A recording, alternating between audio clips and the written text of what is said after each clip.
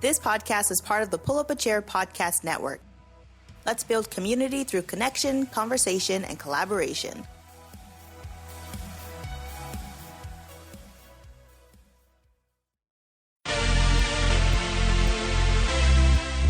This podcast is sponsored by Lever Consulting, editing with a purpose. Check them out at leverconsulting.com for a free consultation.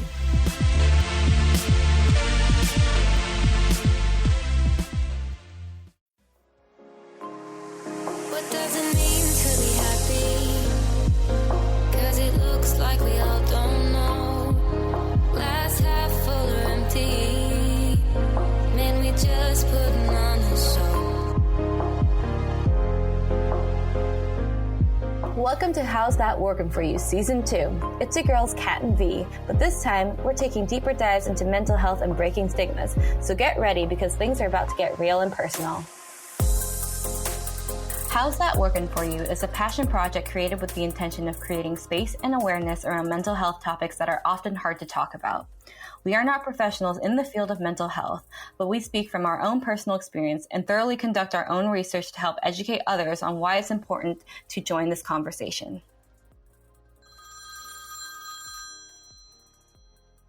Hey Kat, what's up? Today's another life update. Fun, right?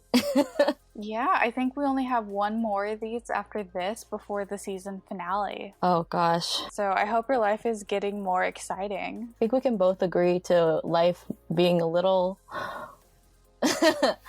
exciting's one way to describe it. I think it's stressful.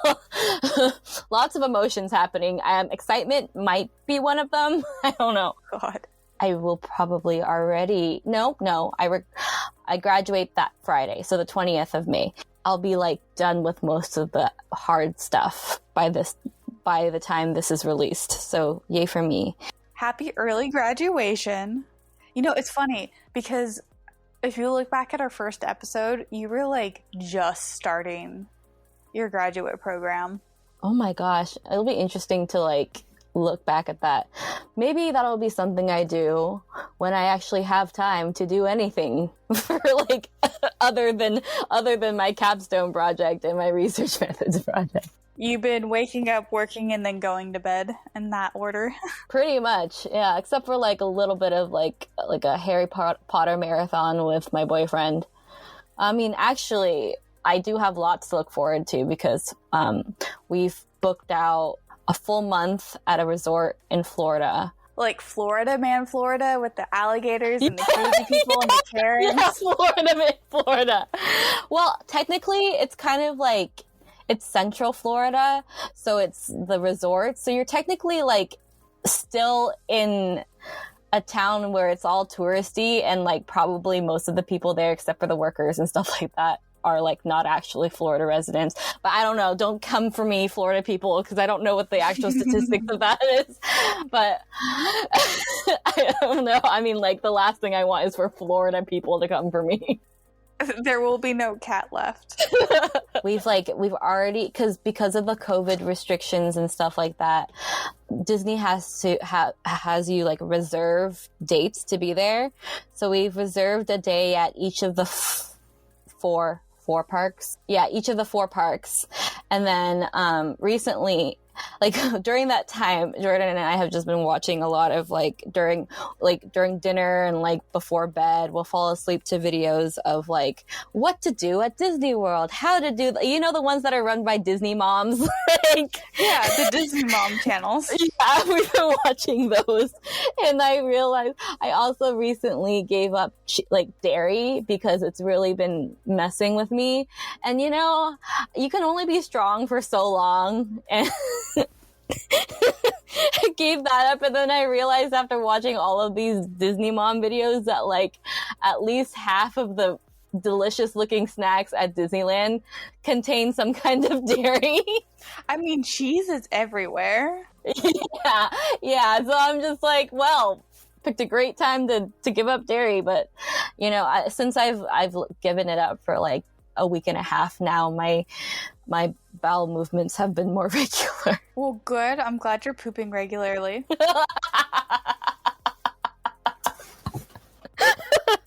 Oh, yeah. I mean, I don't want to talk about this week, but like, we don't even know what's happening with you the next few weeks either. So like, Yeah, my life is kind of up in the air right now. We're looking at buying a house, but you know, so many things can like fall through in the first 2 weeks, and so I'll know for sure, like for sure by next Monday. oh, And I'll be either prepping to move or moving my search on right along. So I mean, so it's either going to be like not really a change or a super huge change, right? Like, yeah, basically, because we'll be getting, if everything goes accordingly, we'll be getting the keys on the 24th and be signing on the 20th.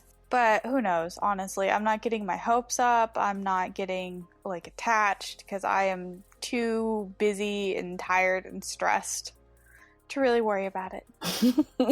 it's super exciting, though. I mean, We'll see. Like, nothing's set in stone. We'll see. You'll be one of, like, the rare millennials to buy a house during a pandemic of all the freaking times. Really, like, of all the times. And might I say, I'm not like getting a house because I worked harder than any other millennial, or like I was smarter than any other millennial. No, my dad was killed by a hospital, and this is the settlement money from it. So before anybody like comes out like, oh, she's an example of a good millennial, no, I'm not. I'm just an unlucky one. Hey, okay, I'm not going to invalidate any of those experiences, but I also think that all of the maturity and all the character building,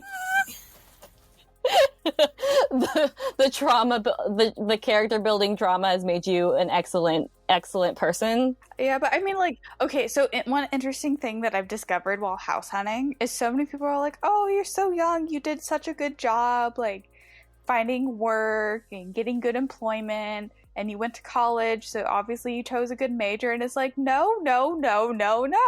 There's so many comparable people out there to me who like chose the same major, who got the same grades, who got a similar job, and aren't in the position to buy a house. Yeah, but if you, I also don't want to diminish your successes, because you also graduated like from a 4-year university in 3 years with three undergraduate degrees. Yeah, I did, but that isn't the reason I have the money for a down payment. And so people trying to equate that, I find ridiculous, and I find diminishing to everybody else's accomplishments, because my accomplishments did not result in me getting this opportunity to buy a house. That's true, but I also think that you deserve it. I mean, yes, I feel like most people deserve the opportunity to live in a home. Girl, you are so jaded today. But that's just me being like a human right. I'm like trying my best here, but you're like, no, let me stomp on all of the positivity. Like, let me also point something out. We're looking at a 4-bedroom house with 2 bathrooms, right? Uh-huh. Paying the mortgage on that is cheaper than renting out our 2-bedroom apartment. And the only reason we'd be able to, buy a house is because of the down payment. So the difference between paying the same amount for a mortgage for a 4-bedroom and an apartment is having upfront money. Like, how fucked up is that? Yeah, that makes... Yeah. That is really fucked up, actually. Like, it would be one thing if the rent for my apartment was so much cheaper. It's like, oh, yeah, you're paying for the space, but no, you're not paying for the space. Like, that's just... How are anybody out there on, like, a regular working wage supposed to get ahead when it's the same amount and the only difference is the down payment? It's just not, it's not fair. Because this is a generational wealth problem. Yeah, but also, like, it also depends on where you live as well. Because and the reason why it's so interesting to me is that, like, 2 of Jordan's friends, or 2 of my I think they know that his name's Jordan, whatever. Two of my boyfriend's friends have also put down payments on houses very recently too. And they're also within our like millennial age range. And it's just like put down payments on houses, but they live in like a very, very, very small like area, like rural sort.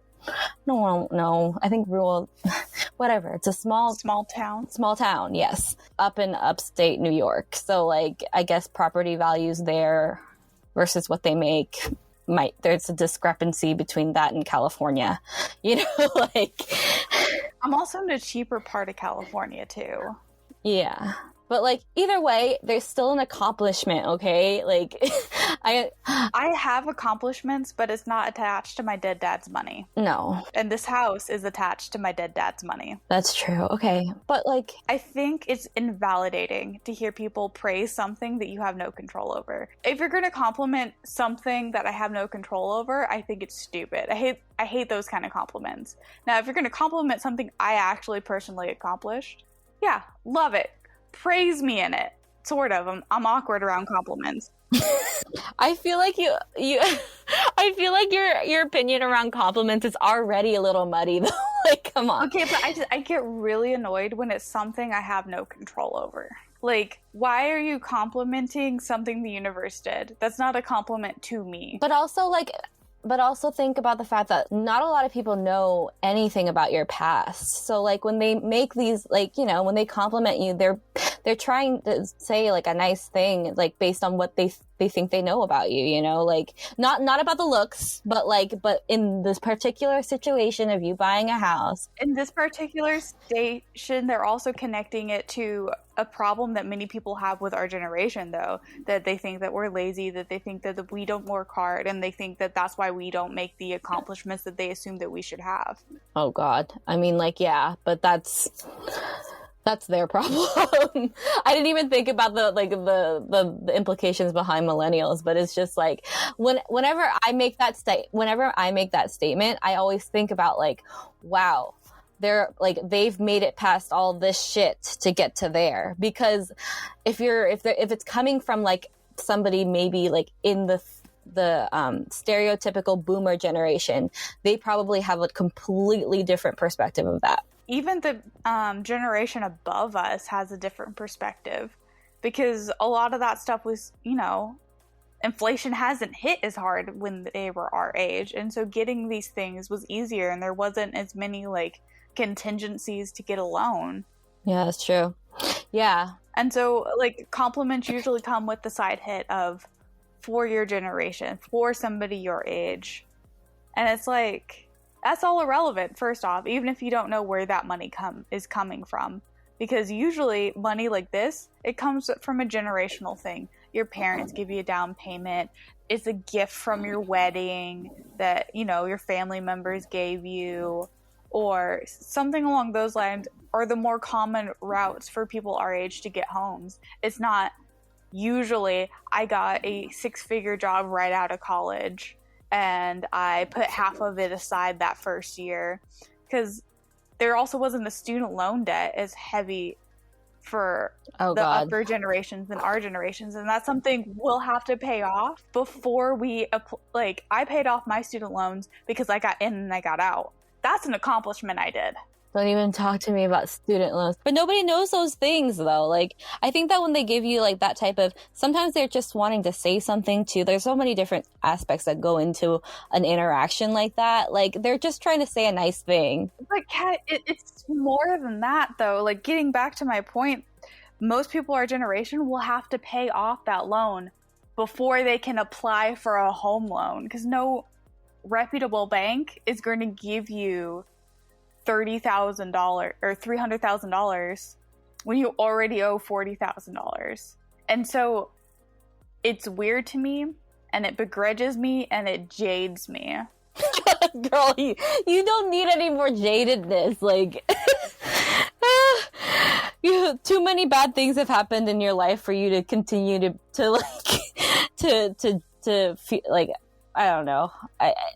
I don't want to invalidate anything, or like, just, you know, I'm just trying my best to just be like, you know, maybe they're just trying to be nice. I'm not going to take no BS compliment. And I'm sick of it. And I'm like, maybe it's me raging against the machine. That's fair. But I am tired of our generation being put down. I'm tired of this system being so unfair that I will be paying the same amount in rent as I will be paying in a mortgage for 3 times the space. That is a problem. and us passing it off as giving compliments to people who are able to accomplish that doesn't recognize that there is a problem and doesn't move towards any solution for the future generations to have the opportunity or the stability to buy a home. Okay. Because we're just passing it off as compliments to those who've been able to, quote unquote, make it. Okay. There's a bigger conversation behind this, but I don't know if we want to move our mental health podcast into the borderline political commenting therapy. In that case, stop trying to push your compliments onto my dead dad's money. Oh my God. Like, okay, I wasn't... That's what it is. Okay. That is what it is. Nobody knows that up front. Like, no, because then I'll say it and then they'll push back the same way you are. Okay, well, I don't know. But there is a real accomplishment coming that somebody actually worked for, which is your graduation. Aside from Florida, what are your plans? I mean, yeah, like Florida is kind of my graduation. It's like my graduation gift, and Jordan's parents, his mom's like paying for one of the days at the park. And then like, yeah, I mean, I don't know. I will be, you know, I put a poll up on Instagram to ask about whether, like, because I'm very torn, because part of me, you know, decided to go to grad school because I felt like I wasn't, again, like the system being the system. Like I thought I didn't have like any comparable experience or anything to put on my resume that would help me compete against people getting jobs. So yeah, like that was part of why I went to grad school. But then at the same time, I kind of like, I want to also like grow my own brand and like, you know, maybe try freelancing and do like that type of stuff. Cause like if I have freelancing, I'll have like a little more agency over my schedule and stuff like that. So like I took a poll and I don't know, the poll didn't like, it gave me other people's opinions. Yes. But what was interesting to me is that like a lot of people were like, you should freelance and be your own boss. But like with that comes the uncertainty of like, you know, like the risk of not having insurance, not having, you know, all that stuff that comes with a cushy job and like all that stuff like that. And the risk of like not being able to have like a fixed salary, right? If I were to go that route, I would almost not, I mean, I wouldn't be throwing it away per se, but I'd also like not be following through with one of the reasons why I went to grad school to begin with, was to try at least to chase the dream that I once had, right? Yeah. So it's just kind of like, I don't know exactly. So what I've concluded on doing is like, I'm going to apply to jobs and then also like in the meantime do freelancing. And I already I already have a freelance client that I work. That'll be part of it too. As soon as I graduate, it's just going to be like while I'm in Florida, I'll be like update. Like, first of all, I've paid for my website domain for like a year now. And I haven't like actually made it to a point where it's viable to link to yet. So that's one of the first things that'll happen. Yeah. Oh gosh. Yeah, so it's just, that's one of the first things that'll happen. I've got lots of plans for content and stuff like that. Literally, it's just kind of like blowing up smoke through a theoretical ass when I talk about this type of stuff right now, because I'm really not even there yet. Like I'm not done with my capstone yet. I just gave my presentation for my research methods paper, but it's not like the draft isn't quite done yet. Like it's just, I haven't earned that achievement yet either, you know? So when you tell me that, like when people say that to me, I'm just like, well, you're a Thursday away though. Yeah. But it's also like, I don't know. It's just like, I keep perpetuating the pattern of not being able to manage my time like normal people. So it's just like, in that in its own right is a little like bit of I'm not going to call it a failure, but it's a lack of a success for me, because I wanted, like another part of why I wanted to go to grad school was to see if I could figure that shit out, you know? And somehow I just feel like all of my successes have kind of been like dumb luck and just me being able to grind the last like part of the finish line for like every one of my projects, but somehow because I'm talented, like I can get through it. But like yeah, you grind it, you earned it. You took those sleepless nights. You took that extra Adderall. You ate that extra snack. You made it through it. Through your own sheer willpower. Oh my God, I forgot to tell you. But my mom, she came to drop off food for me and Jordan, and then her friend was there. She was just like, her friend wanted to give me a hug, and like right before her friend gives me a hug, she's just like, oh, like, well, she's got a little extra meat on her bones lately, so her hug's gonna be extra good today. And I was like, I still can't believe somebody would have the gall to say that. Like, those are some cojones right there. She's my mother. Like, it's just unfathomable how like just like her endless creativity when it comes to fat shaming me. Like, it's just like, she should write a book. I think maybe, I feel like this episode took a weird dark turn, but that's okay. That's okay, because it's a weird dark week for us. So, you know, and we pride ourselves in being real on this on this podcast. So here it is. Yeah, and all its ugly unglory. God, I just feel like, I don't know, sometimes you just can't win. Like, I think, honestly, accomplishments are accomplishments, and while certain like people may have like the right intentions by trying to compliment you, and like, that's... Are we really getting back to this, Kat? I thought you didn't want it to become a political podcast. It's not. No, I'm trying to talk about, it was a broad life lesson I was coming to, not back to the political stuff. I was gonna say that people will give you compliments and like they'll have good intentions behind it, but sometimes like we won't receive them that way because of like our experiences as individuals also living on this giant planet rock thing that we live in. And it's just like, you know, sometimes you'll be too stressed out one day to really like pretend like you're accepting a compliment, and that's okay. I'm past the point in my life where I'm going to pretend anything. I don't know. I think that it's just... I'm too old for that shit. Girl, you are 25. I've been through too much. I'm too old. That's the thing. I might only be in my 20s, but I've experienced some shit. I am too old to be taking fake ass compliments and fake ass taking them. If I see shit, I'm gonna call it shit. Deal with it. I mean, as long as that like actually feeds your soul, then yeah. I just think like, for me, sometimes it's just like, it's better to acknowledge the fact, like how I feel when they say those things, and then let go. Like, it's just like, all right, cool, bye.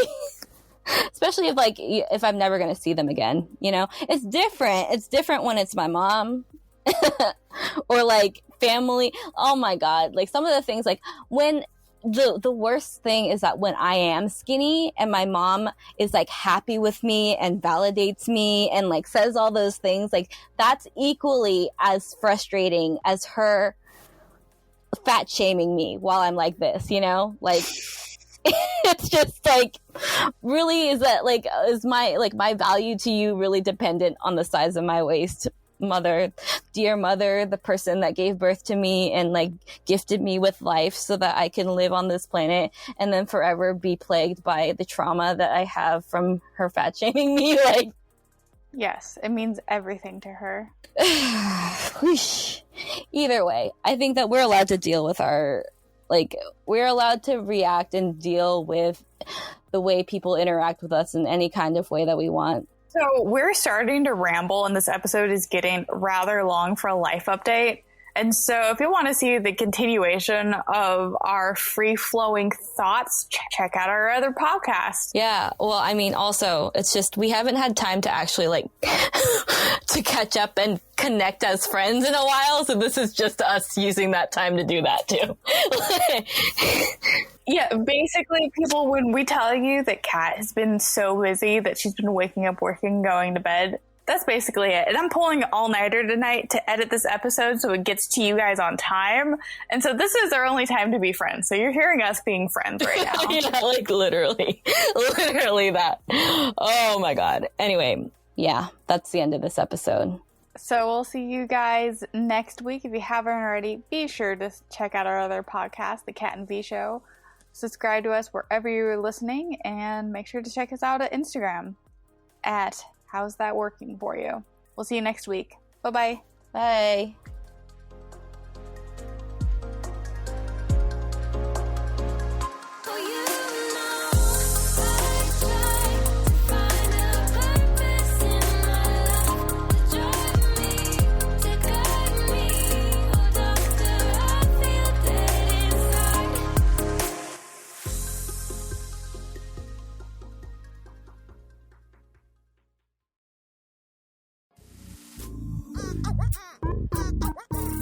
Drink Something, Say Something is the podcast for those of you who are tired of other beer podcasts, tired of the jargon, tired of all the rigmarole.